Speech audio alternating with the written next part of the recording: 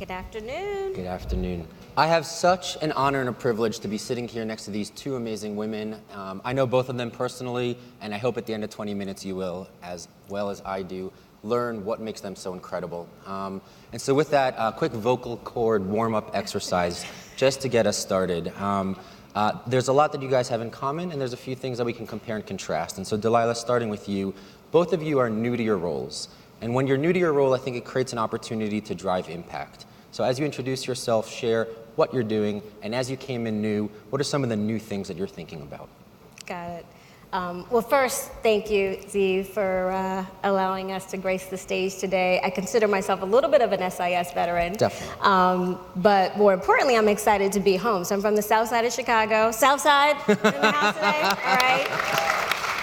60620, and so while most people think of that as, an underserved community and disadvantaged community, all I know is it's made me the person who I am today, and I've been able to lead social impact and purpose for 2 Fortune 100 companies and to do some great work. And I wouldn't have been able to do that without that Southside background. And I think we always have to remember that in terms of sort of why we're here and thinking about that purpose. So in terms of my role at Comcast, NBCUniversal, I mean, we've heard it throughout this entire session.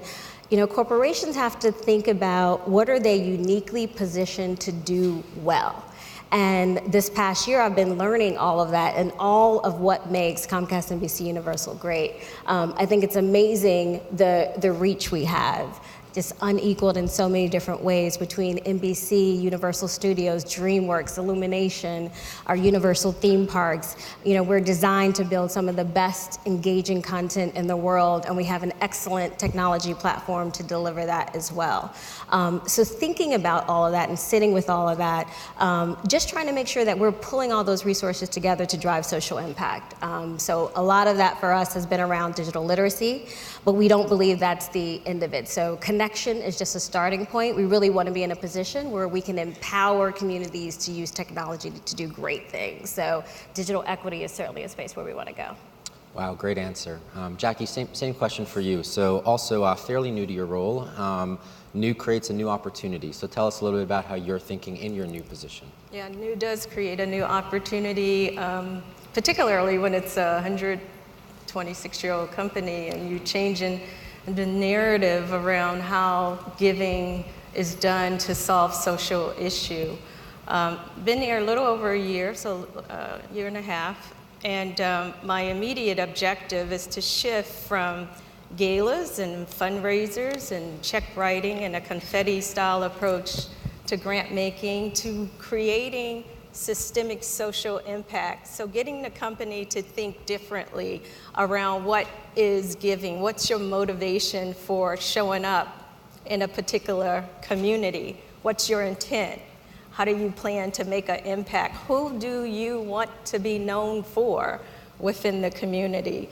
And quite honestly, Zeev, that's a conversation that had not taken place around the purpose of your giving, the intent, and the impact you desire to make. And just to add to what Dalila said, is to look really internally at what your core skill sets are as an organization and leverage your skill set to solve a social issue. And conceptually, they never thought about leveraging what we do as a talent, as a company, to change society. So sticking with you for one moment, I have a question around community. It's a simple question. How do you define community? How do you define your community? How do you define what's not your community? And how does that guide you? Why me? See? Is it a simple question? How do I define community? I define community as a collection of individuals with similarities that come together to discuss like-minded topics. That makes up a community. What's not a community? Was that one of the 3 or 4 questions? How do you define what's not your community? If I'm General Motors, it strikes me that everybody can be part of my community, which is maybe a bit overwhelming as I think of where do I take action, where do I not take action. So that was where I was kind of driving. Yeah, so it's, that community, think about this community. This is a union community. You're in an environment which is new for me, coming from Atlanta to Detroit, where the major three was dependent upon one industry, right? And so community spills over into your strategy development because it's unionized, and there's a spirit of you take care of me.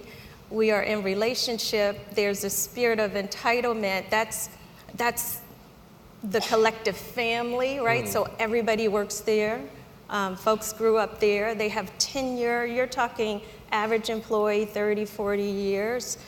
Mama and them, and Papa and them, and youngsters. Everybody works there, but it's replicated across the community. So you only have automakers and suppliers, and that's the community. Interesting. And yeah, and the psyche around that is totally different when it gets to grant making. So Dalila, one thing that both of your organizations also share in common, we are going to talk about tech and IT, and I wouldn't have said that General Motors and Comcast are tech companies, or people that even have an interest. They have an interest in tech philanthropy, and that's something that you both share. So perhaps starting with you, and you raised a word that I love, digital equity. Maybe that's an opening to how are you thinking about kind of impact going forward? Sure. Well, I think it's exactly right, and Jackie and I talked about this earlier today. Those aren't the first two brands you think of when you think of tech innovation.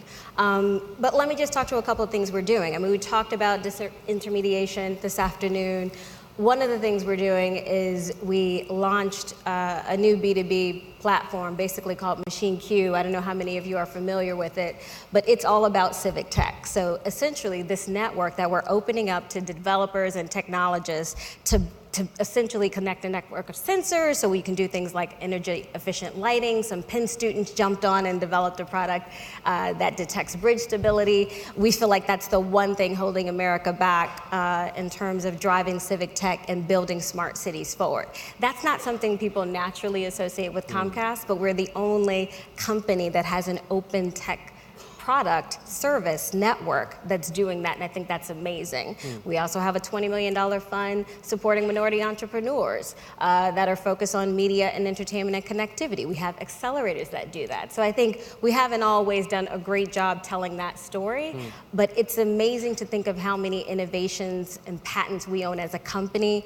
Our founder, I mean, we're a Fortune 50 company where our CEO is the son's founder. So relatively young in terms of the large corporation space and not always known for innovation, but we live it and breathe it every single day. And I want more and more people to know that, but also that we don't think innovation just has to come from the Bay Area. We're headquartered in Philadelphia. We're second to only Bay Area in terms of new tech jobs. Most people don't think about Philadelphia as a tech hub, but it's absolutely a tech hub. And I think it's amazing to be part of a company and to help share more of that mission. Jackie, you told me something that I thought was pretty profound, her words. GM is an IT company that happens to make cars. That's correct. I think that's an interesting philosophy to take or a core to emanate from in terms of, if that is the case, how do you think about the topics that we heard from earlier, future of work? How do we educate our workforce? How do we empower them? This generation, the next generation. Aaron North, Gen A, I thought that was a nice point. So Gen A as well, please. Well, here's the deal. Technology has disrupted the automotive industry completely. And we've taken a proper position, I would say proper in the perspective that we have radically went out to acquire technology companies to propel our business strategy forward. So we have 4 key initiatives. That is ride sharing. So everybody's familiar with getting in a car and sharing a ride. But also Maven, we invest in our own mobility app. So if you get off the airplane and you can pull up Maven, sign up and use a car and then drop it off. But that's done through technology. Autonomous vehicles. We took our electrification vehicle, Bolt, and we put that on the market to start with AV, with autonomous vehicles, self-driving. We will be the first organization to have that vehicle out through public policy, obviously, but the technology that we've put into our car making has shifted our go-to-market strategy drastically. The last one I'll talk about is something probably some of you are familiar with, and that is OnStar. So 20 years ago, we were the first organization to put connectivity into a vehicle. And we're going to leverage that capability now for your experience in riding a car that we haven't done. And so Mary Vera, what she's done is really look at our portfolio and our platform to figure out how we can be more competitive, because it's all about getting you from point A to point B. And it's more about the acquisition of vehicles. It's more about how do I solve the solution around mobility and transportation. Interesting. So Dalila, let's peel back the curtain a little bit. We heard about some of the big, let's say, challenges, which challenges can create opportunities. How do you determine who gets to be part of the portfolio of grants that you guys are going to make? I liked your word confetti grant making. I thought that was clever. To avoid confetti grant making, what strategies are you employing? I think a couple different things. I mean, sometimes corporations, or any foundation for that matter, start with categories of support. We're going to do STEM, we're going to do digital literacy, you name it, as opposed to stepping back with sort of what's our purpose? So what's the issue we're looking to address? What solutions do we think are most effective to get there? You know, corporations that do this well aren't outsourcing that strategy to a not-for-profit, right? You're sort of in your own mind making some assumptions and creating your own theory of change, and then finding the best partners that can ladder into that. You know, you don't start with an organization like, that's my strategy. You know, saying I'm supporting STEM is not a strategy. That just means you're supporting, I mean, what isn't STEM at the end of the day? It's hard to think of anything that's not. So I think that category mindset, that has to go out the window. And you know, the confetti piece is just a function of that. So I think when you get tied into that reactive funding, you know, you lose sight of the big picture. But it's about that issue. And I can say this in a room of disruptors. Sometimes people applaud disruption, but disruption without purpose is a waste of time. So don't get so caught up in the, I'm a disruptor. Like, you know, what are you doing? Why are you here? What issue are you addressing? And have you made some assumptions about how to get there? You know, like just, you know, putting disruptor, hashtag disruptor on your Twitter bio, you know, is not change. Jackie, similar question. I know one of the things you are focused on was women and women entrepreneurship, and that's, I think, a growing part of some of your strategy. Can you speak a little bit about kind of your vision there? Yes. Well, we have a phenomenal leader heading up this automotive company, but we know that there is a complete gap between access for young girls entering into the technology space, and we are going after that space to close it very heavily. We've identified some partners to take us there, but the way we think about grant making, quite honestly, is looking at a particular root cause and understanding what's the pain point associating. So because there are young girls who don't have access to STEM education or engineering, what's the why behind that?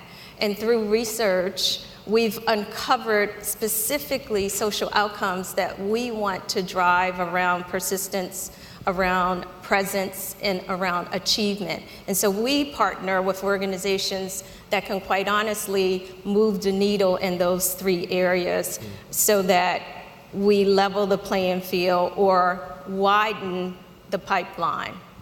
Very good. So we're going to enter into something I like to call the lightning round. Are you guys ready for this? Can I get a little soft drum roll? All right, lightning round, here it is. So fast questions, fast answers. Dalila, we're going to start with you. The head of a foundation should never. Start with no. Okay. Did they hear you? I don't think they heard you. Oh. Start with no. I like that one. All right, Jackie, my employees think. I'm crazy. Dalila, leading women sometimes. Is amazing. Jackie, I wish I knew.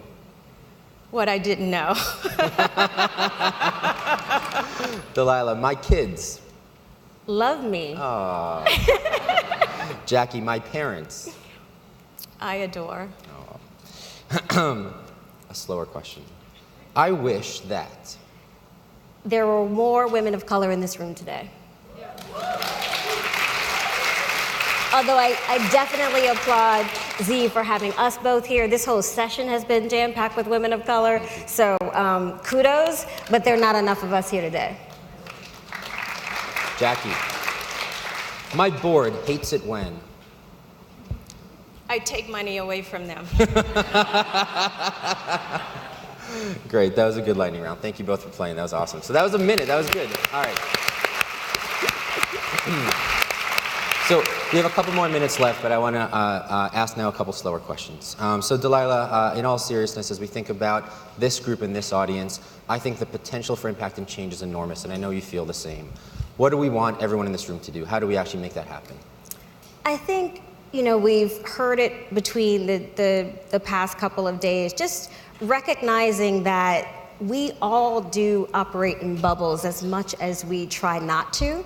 And so don't let that unconscious bias and sometimes conscious bias hold you back. So foundations do this a lot of time, which is why I said I don't want us to start with no. It's like, you know, someone comes up to you, they're pitching some idea, and you're like, we don't do that. It's like, we don't do what? This is a great bunch of people that we should all be wanting to get to know, and it's not about the one transaction, it's about that relationship. And I think you just have to remember that, you know, knowing somebody, knowing an individual, understanding what they stand for first, makes for some incredible things. You know, every time I come to SIS, I'm amazed at how many people I've actually worked with. And not because we started with a common purpose or we were both women of color, it's because we had a conversation and we took the time to get to know each other, to understand who we are, where we came from, and then decided that we're going to intentionally work together to make some big things happen. I mean, that's how change happens. It's not sending in a proposal.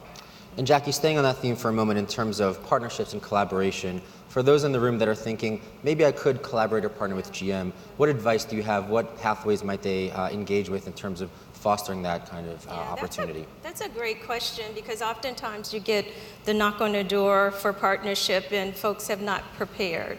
They haven't looked at what I'm trying to accomplish, what GM is trying to accomplish. So do your homework. Perhaps even listen in on an analyst call. Understand what the go-to-market strategies are for the company. And then come in with not an ask, but come in with a give. Hey, Jackie, I understand that you guys are trying to move into X, Y, and Z. Here's how I can help. The second thing I want to leave with you is from a programmatic perspective. Make sure your programs are sustainable, and for sustainability to happen, you got to make sure it's actionable.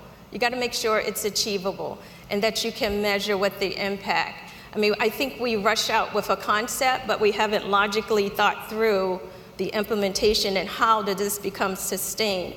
Then you're talking about partnership, because partnership is sustaining, it's relationship. It's not just give me a check for this particular project and then off to the sunset. That's a great answer. So my quick advice, they can't say this, I can. If you're a nonprofit and you're trying to work with a public company, they have a share price. And I promise you, the last thing they want is that to go down because they did a partnership and something went wrong. Yeah. The risk they bear is so much greater if they say yes to you. And if you don't appreciate that when you walk in, you're doing a disservice to the meeting. And so just recognize they have a lot of downside that first and foremost they need to protect. And as long as they can overcome that, I promise my share price won't move because of this partnership, now you can actually talk about impact. And I just want to lay that out there as a friendly piece of advice for everybody. So in our last minute, this theme is pipelines to success. And so I'd love to close with a vision for success. Jackie, perhaps you, what do we think success looks like? I mean, for me personally, it's moving the needle around solving social issues, but leveraging core skill set to do it. That's success. Well said. Dalila, same question. I think making sure that I never forget philanthropic capital is some of the best risk capital in the entire world. And as we think about using data-driven models and creating our theory of change, that we don't forget we're supposed to be this hub of innovation. And sometimes we get so stuck in doing things the way they've always been done or what we think might be proven that we don't look for innovation, for that entrepreneurial space. And while that always, that can't always be the totality of the portfolio, never forget, like if you're sitting in this room and you have access to that type of knowledge and capital, that is incredible. It's a wonderful answer. Join me in thanking my panel. They were incredible. Thank you guys so much.